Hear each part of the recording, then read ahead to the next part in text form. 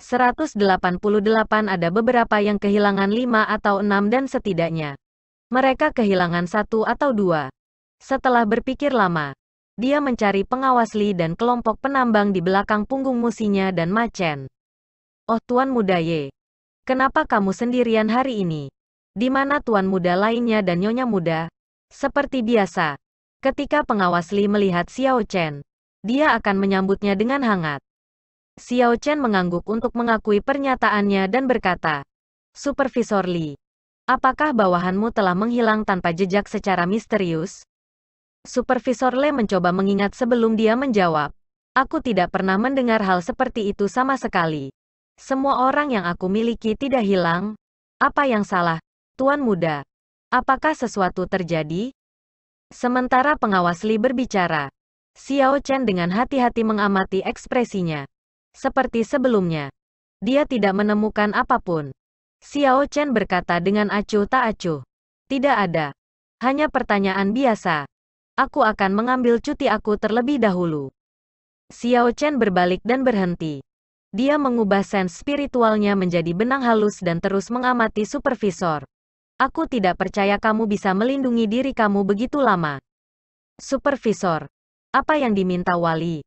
Beberapa penambang datang dan bertanya. Supervisor Li melambaikan tangannya dan berkata, lakukan saja pekerjaanmu. Jangan banyak bertanya. Setelah mengamati untuk waktu yang lama, Supervisor Li tampak seperti dirinya yang biasa. Dia memimpin sekelompok penambang dan serius bekerja di pertambangan. Tidak ada perubahan pada ekspresinya. Tidak ada perubahan aneh akibat pertanyaan Xiao Chen. Mungkinkah orang yang bertemu dengan musinya bukan pengawas Li? Xiao Chen memiliki kecurigaan saat berpikir. Bagaimana mungkin orang biasa menyembunyikan dirinya begitu dalam? Xiao Chen menarik sense spiritualnya dan menggelengkan kepalanya. Ada sesuatu yang tidak bisa dia pahami. Setelah Xiao Chen pergi dan jauh, pengawas Li melemparkan kapak di tangannya.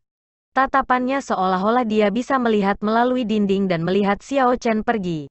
Matanya mengungkapkan niat membunuh. Ketika Xiao Chen mencapai markas besar lapisan ini, ia secara kebetulan bertemu dengan Ye Wen. Dia dengan cepat pergi dan melaporkan semua yang dia selidiki ke Ye Wen. Ketika dia selesai, dia memberitahu Ye Wen tentang permintaan pengawas Zhao. Setelah Ye Wen mendengar ini, dia dengan acuh tak acuh berkata, baiklah, aku mengerti situasinya. Kamu bisa kembali dulu. Ketika Xiao Chen melihat bahwa Ye Wen tampaknya tidak peduli, dia berkata dengan cemas, bela diri Paman Ye. Istilah orang-orang ini akan segera berakhir.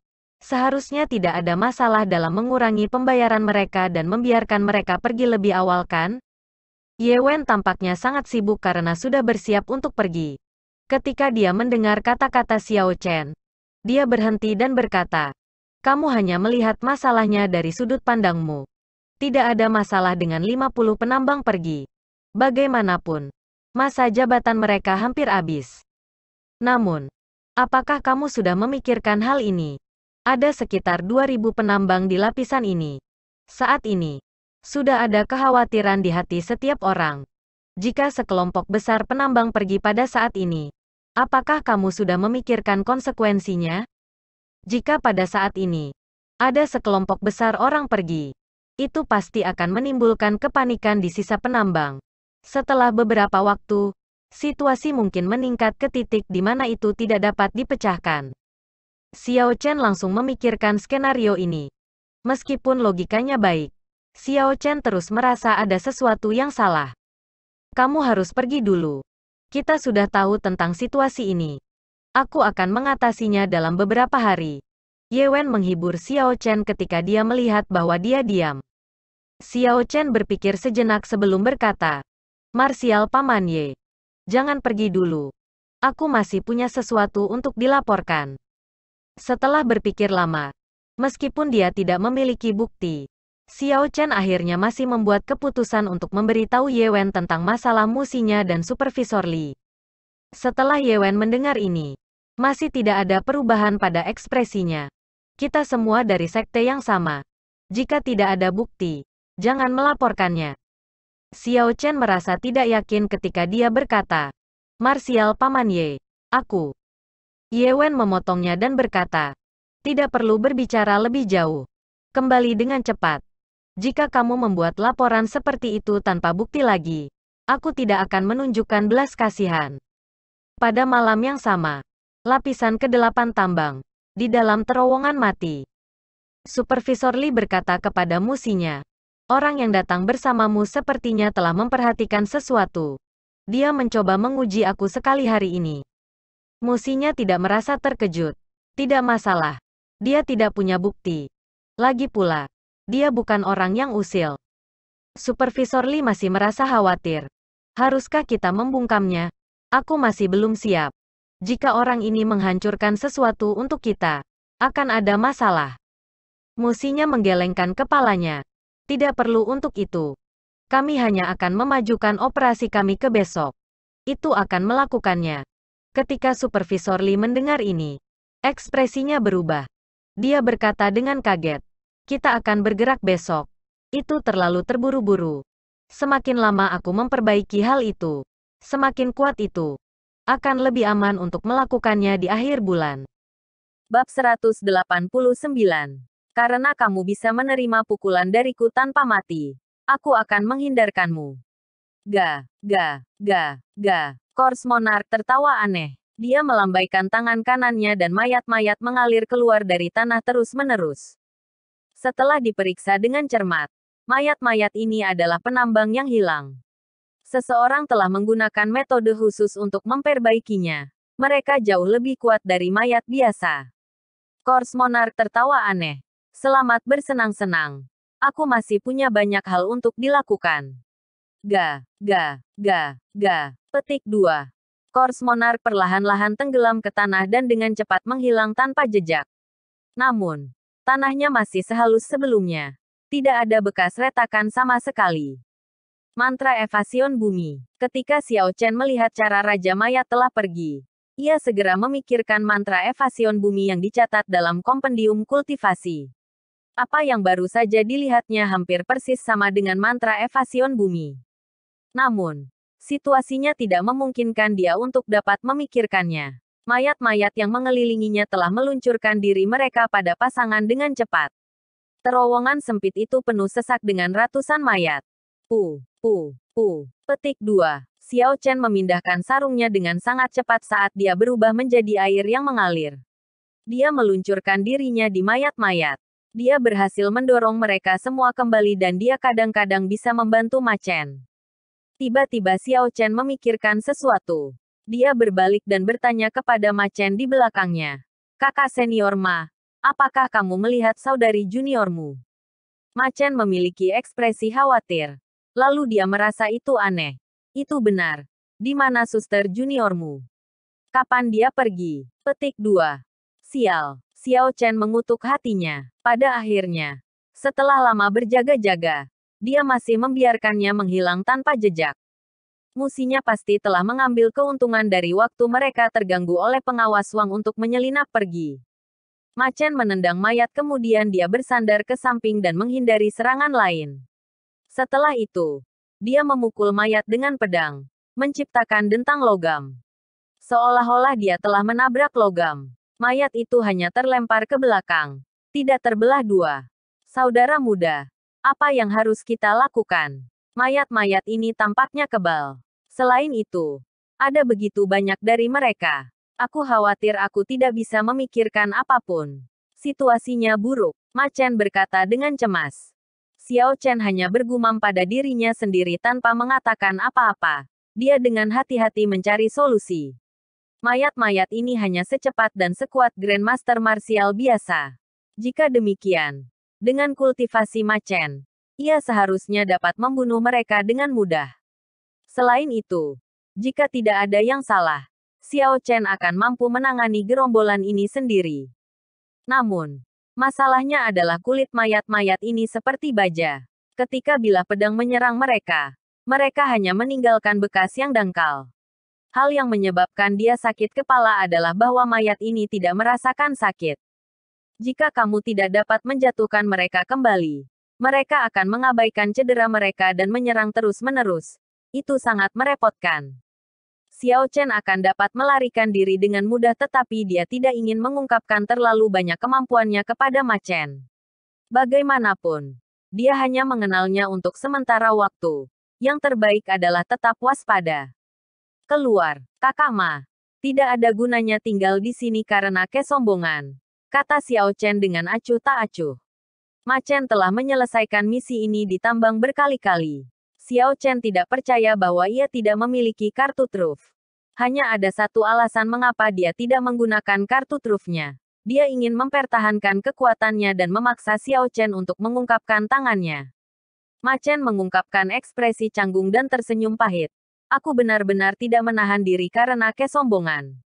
Aku benar-benar tidak percaya diri dan aku benar-benar meminta kamu untuk membantu aku. Kalau tidak, aku tidak akan bisa mencapainya. Petik 2. Bang, bang, bang. Petik 2. Xiao Chen memegang pedangnya dengan tangan kiri dan meninju 3 kali dengan tangan kanannya. Dengan mudah memaksa kembali 3 mayat yang telah meluncurkan diri mereka ke depan, tubuhnya marah oleh bunga 7 daun dan pelatihan yang dia lakukan di masa lalu. Bahkan tanpa menggunakan esens, dia bisa mengandalkan kekuatan fisiknya dan meninju dengan kekuatan lebih dari 1000 kilogram. Mayat-mayat ini dipaksa kembali olehnya dengan satu pukulan. Bahkan kulit seperti baja mereka sedikit retak oleh Xiao Chen saat mereka mengetuk terbang. Mayat di belakang mereka juga terlempar ke tanah. Ketika Ma Chen melihat ini, dia merasa sangat heran. Dia tidak bisa mengatakan mengapa Xiao Chen memiliki kekuatan seperti itu meskipun menjadi Grandmaster bela diri kelas rendah. Langkah baik apa yang harus dilakukan oleh Kakak Ma untuk menembus pengepungan yang membutuhkan bantuan aku untuk dieksekusi? Aku akan melakukan apa yang aku bisa, kata Xiao Chen. Ma Chen mendorong kembali 2 mayat dengan pedang sambil berkata, aku memiliki teknik martial area of effect. Seharusnya bisa mengukir jalan keluar bagi kita. Namun, perlu waktu untuk menjalankannya. Karena itu, aku perlu Junior Brother Ye untuk melindungi aku untuk sementara waktu. Petik 2. Itu bukan masalah, kata Xiao Chen. Xiao Chen menggunakan Azure Dragon Cloud Soaring Art dan dia bergerak cepat di sekitar Ma Chen. Sepertinya Azure Dragon berputar-putar di sekitarnya. Xiao Chen menggunakan sarungnya seperti pentungan untuk memukul mundur mayat-mayat yang menembaki mereka. Di bawah perlindungan Xiao Chen, tidak ada mayat dalam jarak 10 meter dari Ma Chen.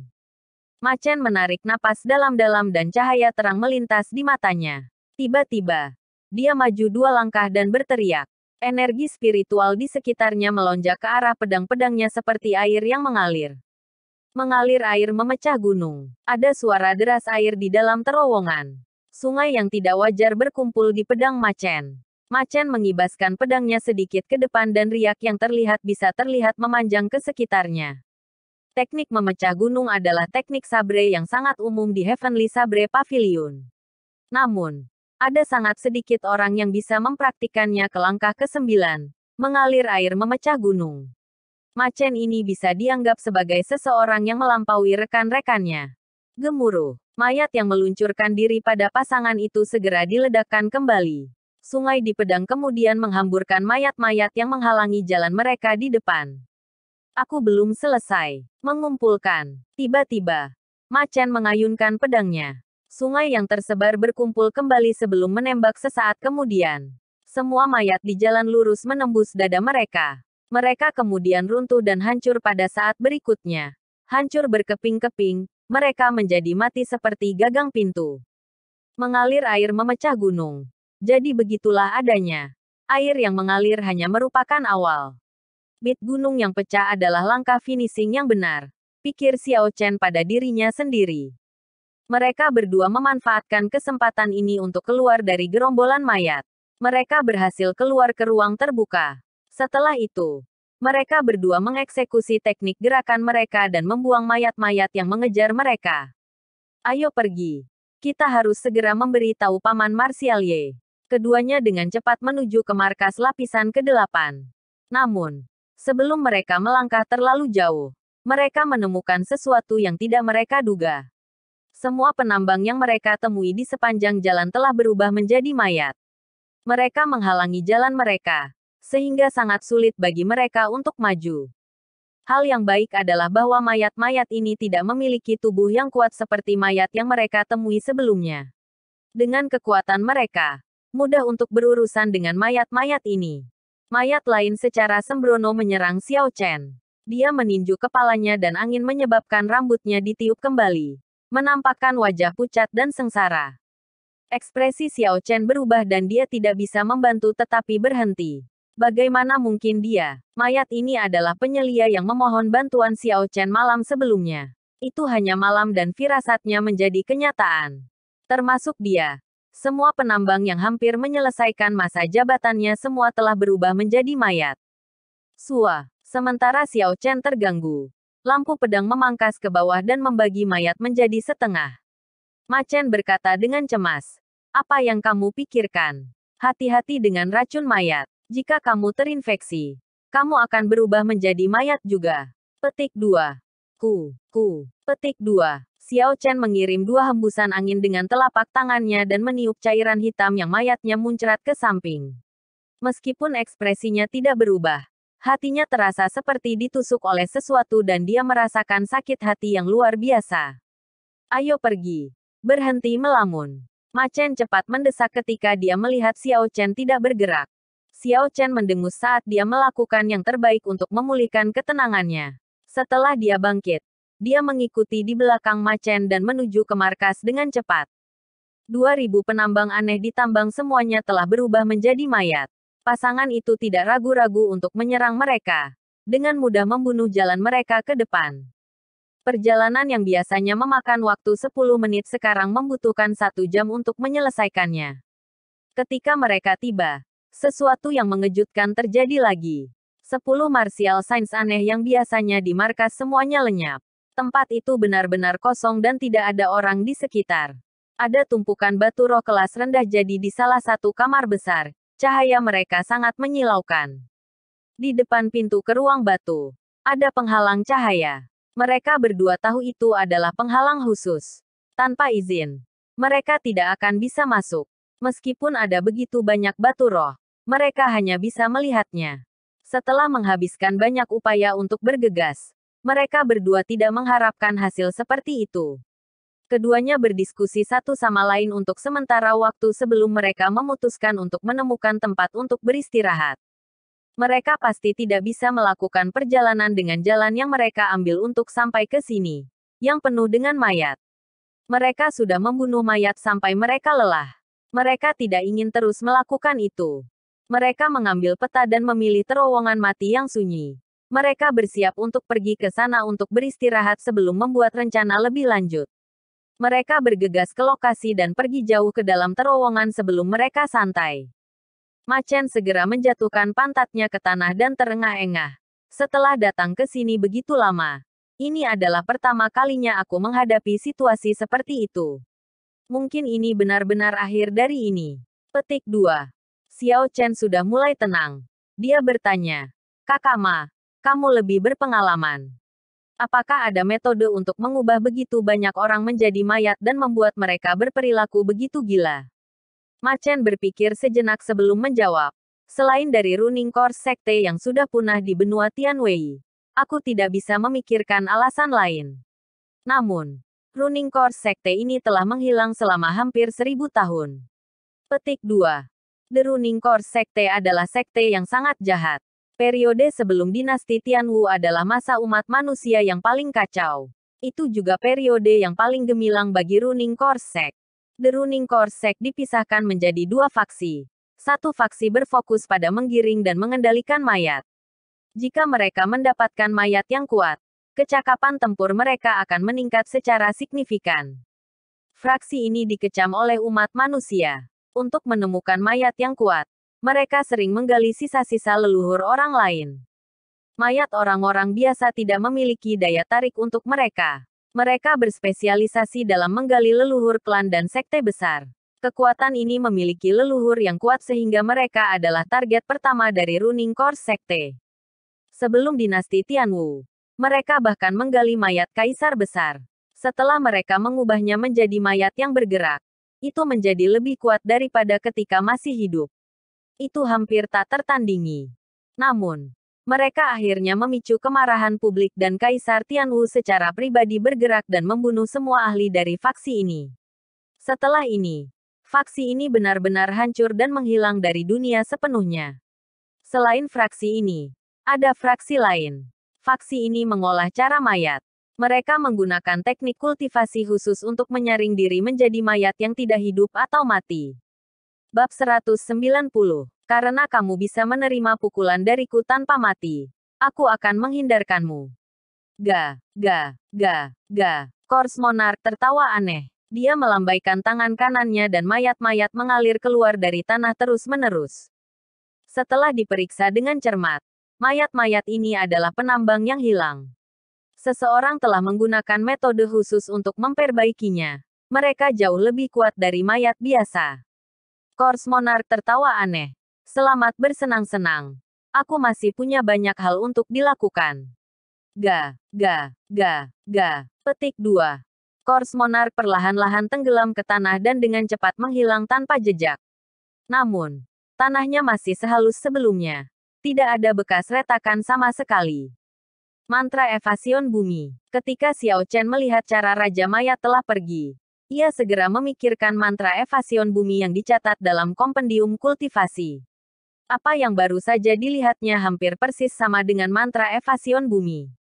Namun, situasinya tidak memungkinkan dia untuk dapat memikirkannya. Mayat-mayat yang mengelilinginya telah meluncurkan diri mereka pada pasangan dengan cepat. Terowongan sempit itu penuh sesak dengan ratusan mayat. Pu. Petik 2. Xiao Chen memindahkan sarungnya dengan sangat cepat saat dia berubah menjadi air yang mengalir. Dia meluncurkan dirinya di mayat-mayat. Dia berhasil mendorong mereka semua kembali dan dia kadang-kadang bisa membantu Ma Chen. Tiba-tiba Xiao Chen memikirkan sesuatu. Dia berbalik dan bertanya kepada Ma Chen di belakangnya. Kakak senior Ma, apakah kamu melihat saudari juniormu? Ma Chen memiliki ekspresi khawatir. Lalu dia merasa itu aneh. Itu benar.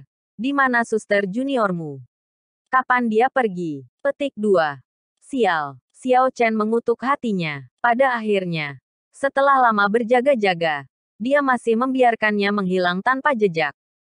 Musinya pasti telah mengambil keuntungan dari waktu mereka terganggu oleh pengawas Wang untuk menyelinap pergi. Ma Chen menendang mayat kemudian dia bersandar ke samping dan menghindari serangan lain. Setelah itu, dia memukul mayat dengan pedang, menciptakan dentang logam. Seolah-olah dia telah menabrak logam. Mayat itu hanya terlempar ke belakang, tidak terbelah dua. Saudara muda, apa yang harus kita lakukan? Mayat-mayat ini tampaknya kebal. Selain itu, ada begitu banyak dari mereka. Aku khawatir aku tidak bisa memikirkan apapun. Situasinya buruk, Ma Chen berkata dengan cemas. Xiao Chen hanya bergumam pada dirinya sendiri tanpa mengatakan apa-apa. Dia dengan hati-hati mencari solusi. Mayat-mayat ini hanya secepat dan sekuat Grandmaster martial biasa. Jika demikian, dengan kultivasi Ma Chen, ia seharusnya dapat membunuh mereka dengan mudah. Selain itu, jika tidak ada yang salah, Xiao Chen akan mampu menangani gerombolan ini sendiri. Namun, masalahnya adalah kulit mayat-mayat ini seperti baja. Ketika bilah pedang menyerang mereka, mereka hanya meninggalkan bekas yang dangkal. Hal yang menyebabkan dia sakit kepala adalah bahwa mayat ini tidak merasakan sakit. Jika kamu tidak dapat menjatuhkan mereka kembali, mereka akan mengabaikan cedera mereka dan menyerang terus-menerus. Itu sangat merepotkan. Xiao Chen akan dapat melarikan diri dengan mudah tetapi dia tidak ingin mengungkapkan terlalu banyak kemampuannya kepada Ma Chen. Bagaimanapun, dia hanya mengenalnya untuk sementara waktu. Yang terbaik adalah tetap waspada. Keluar, Kakak Ma. Tidak ada gunanya tinggal di sini karena kesombongan, kata Xiao Chen dengan acuh tak acuh. Ma Chen telah menyelesaikan misi ini di tambang berkali-kali.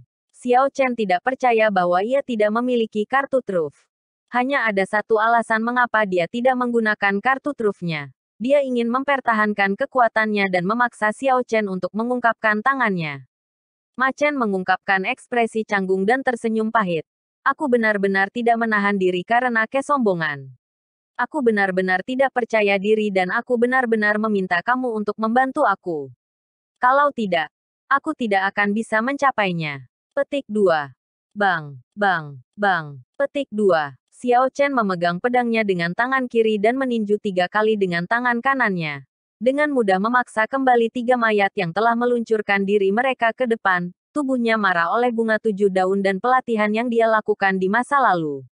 Bahkan tanpa menggunakan esens, dia bisa mengandalkan kekuatan fisiknya dan meninju dengan kekuatan lebih dari 1000 kilogram. Mayat-mayat ini dipaksa kembali olehnya dengan satu pukulan. Bahkan kulit seperti baja mereka sedikit retak oleh Xiao Chen saat mereka mengetuk terbang. Mayat di belakang mereka juga terlempar ke tanah. Ketika Ma Chen melihat ini, dia merasa sangat heran. Dia tidak bisa mengatakan mengapa Xiao Chen memiliki kekuatan seperti itu meskipun menjadi Grandmaster bela diri kelas rendah. Langkah baik apa yang harus dilakukan oleh Kakak Ma untuk menembus pengepungan yang membutuhkan bantuan aku untuk dieksekusi? Aku akan melakukan apa yang aku bisa, kata Xiao Chen. Ma Chen mendorong kembali 2 mayat dengan pedang sambil berkata, aku memiliki teknik martial area of effect.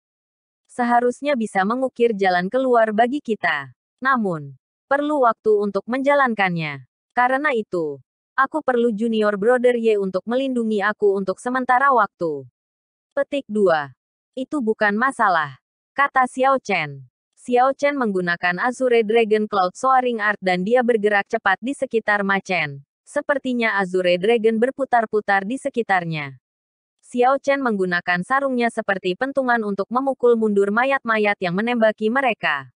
Di bawah perlindungan Xiao Chen, tidak ada mayat dalam jarak 10 meter dari Ma Chen. Ma Chen menarik napas dalam-dalam dan cahaya terang melintas di matanya. Tiba-tiba, dia maju 2 langkah dan berteriak. Energi spiritual di sekitarnya melonjak ke arah pedang-pedangnya seperti air yang mengalir. Mengalir air memecah gunung. Ada suara deras air di dalam terowongan. Sungai yang tidak wajar berkumpul di pedang Ma Chen. Ma Chen mengibaskan pedangnya sedikit ke depan dan riak yang terlihat bisa terlihat memanjang ke sekitarnya. Teknik memecah gunung adalah teknik sabre yang sangat umum di Heavenly Sabre Pavilion. Namun, ada sangat sedikit orang yang bisa mempraktikannya ke langkah ke-9, mengalir air memecah gunung. Ma Chen ini bisa dianggap sebagai seseorang yang melampaui rekan-rekannya. Gemuruh, mayat yang meluncurkan diri pada pasangan itu segera diledakkan kembali. Sungai di pedang kemudian menghamburkan mayat-mayat yang menghalangi jalan mereka di depan. Aku belum selesai mengumpulkan. Tiba-tiba, Ma Chen mengayunkan pedangnya. Sungai yang tersebar berkumpul kembali sebelum menembak sesaat kemudian. Semua mayat di jalan lurus menembus dada mereka. Mereka kemudian runtuh dan hancur pada saat berikutnya. Hancur berkeping-keping, mereka menjadi mati seperti gagang pintu. Mengalir air memecah gunung. Jadi begitulah adanya. Air yang mengalir hanya merupakan awal. Bit gunung yang pecah adalah langkah finishing yang benar, pikir Xiao Chen pada dirinya sendiri. Mereka berdua memanfaatkan kesempatan ini untuk keluar dari gerombolan mayat. Mereka berhasil keluar ke ruang terbuka. Setelah itu, mereka berdua mengeksekusi teknik gerakan mereka dan membuang mayat-mayat yang mengejar mereka. Ayo pergi. Kita harus segera memberi tahu Paman Martial Ye. Keduanya dengan cepat menuju ke markas lapisan ke-8. Namun, sebelum mereka melangkah terlalu jauh, mereka menemukan sesuatu yang tidak mereka duga. Semua penambang yang mereka temui di sepanjang jalan telah berubah menjadi mayat. Mereka menghalangi jalan mereka, sehingga sangat sulit bagi mereka untuk maju. Hal yang baik adalah bahwa mayat-mayat ini tidak memiliki tubuh yang kuat seperti mayat yang mereka temui sebelumnya. Dengan kekuatan mereka, mudah untuk berurusan dengan mayat-mayat ini. Mayat lain secara sembrono menyerang Xiao Chen. Dia meninju kepalanya dan angin menyebabkan rambutnya ditiup kembali, menampakkan wajah pucat dan sengsara. Ekspresi Xiao Chen berubah dan dia tidak bisa membantu tetapi berhenti. Bagaimana mungkin dia? Mayat ini adalah penyelia yang memohon bantuan Xiao Chen malam sebelumnya. Itu hanya malam dan firasatnya menjadi kenyataan. Termasuk dia. Semua penambang yang hampir menyelesaikan masa jabatannya semua telah berubah menjadi mayat. Sementara Xiao Chen terganggu. Lampu pedang memangkas ke bawah dan membagi mayat menjadi setengah. Ma Chen berkata dengan cemas. Apa yang kamu pikirkan? Hati-hati dengan racun mayat. Jika kamu terinfeksi, kamu akan berubah menjadi mayat juga. Petik 2. Petik 2. Xiao Chen mengirim 2 hembusan angin dengan telapak tangannya dan meniup cairan hitam yang mayatnya muncrat ke samping. Meskipun ekspresinya tidak berubah, hatinya terasa seperti ditusuk oleh sesuatu dan dia merasakan sakit hati yang luar biasa. Ayo pergi. Berhenti melamun. Ma Chen cepat mendesak ketika dia melihat Xiao Chen tidak bergerak. Xiao Chen mendengus saat dia melakukan yang terbaik untuk memulihkan ketenangannya. Setelah dia bangkit, dia mengikuti di belakang Ma Chen dan menuju ke markas dengan cepat. 2000 penambang aneh ditambang semuanya telah berubah menjadi mayat. Pasangan itu tidak ragu-ragu untuk menyerang mereka. Dengan mudah membunuh jalan mereka ke depan. Perjalanan yang biasanya memakan waktu 10 menit sekarang membutuhkan 1 jam untuk menyelesaikannya. Ketika mereka tiba, sesuatu yang mengejutkan terjadi lagi. 10 martial science aneh yang biasanya di markas semuanya lenyap.